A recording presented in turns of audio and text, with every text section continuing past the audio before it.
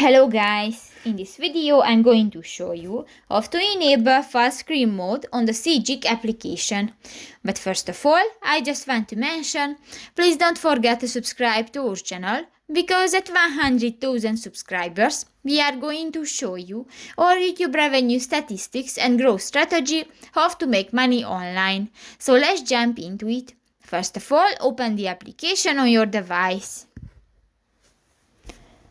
New, click to the three lines at the upper right corner of the screen and go to the settings button. In the general section you can find the view and units option, click that and go to the full screen option under the lock rotation, and if you want to enable just click to the next white circle and new is enabled. So that's pretty much it for this video guys, see you in the next one, bye bye.